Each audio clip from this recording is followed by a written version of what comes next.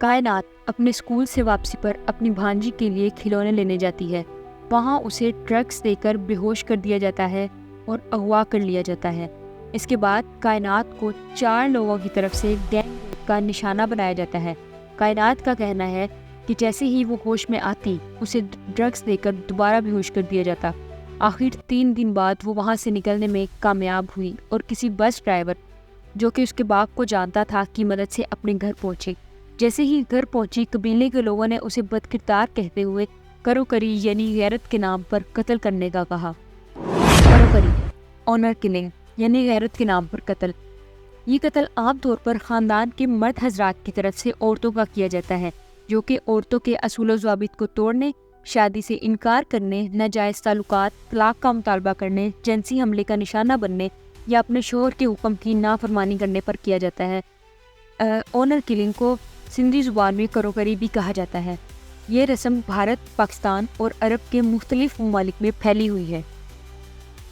قبیلے کی جانب سے جب کائنات کو کروکری کرنے کا مطالبہ کیا جاتا ہے تو باپ اور بھائی پڑھے لکھے ہونے کی وجہ سے اس کی مذمت کرتے ہیں اور کائنات کے لیے انصاف کا مطالبہ کرتے ہیں اور کہتے ہیں کہ ان کی بہن بے قصور ہے۔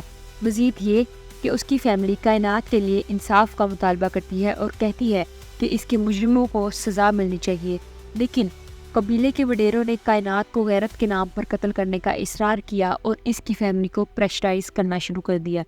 انصاف کی طلبگار کائنات اپنی فیملی سمیت کراچی آتی ہے اور کورٹ میں اپنا مقدمہ پیش کرتی ہے، لیکن یہاں بھی اس کو انصاف ملنے کے چانسز بہت کم نظر آتے ہیں کیونکہ اس کے پاس اپنے ساتھ ہونے والے ظلم کے لیے زیادہ ایویڈنس موجود نہیں ہوتے۔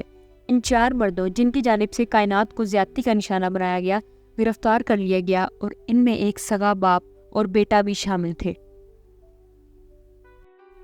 اب حیرانی کی بات یہ تھی کہ کائنات کے مجرموں کی جانب سے اس کی ایک مجرم احسان ٹیبو کے ساتھ شادی کی تصاویر اور نکاح نامہ سامنے آیا، لیکن کائنات کا کہنا تھا کہ اس کو نہیں یاد کہ اس نے کب یہ تصاویر اور ویڈیوز احسان کے ساتھ بنائی، لیکن اسے اتنا ضرور یاد تھا کہ بے ہوشی کی حالت میں اس نے کسی کاغذات پر دستخط کیے جو کہ غن پوائنٹ پر اس سے کروائے گئے۔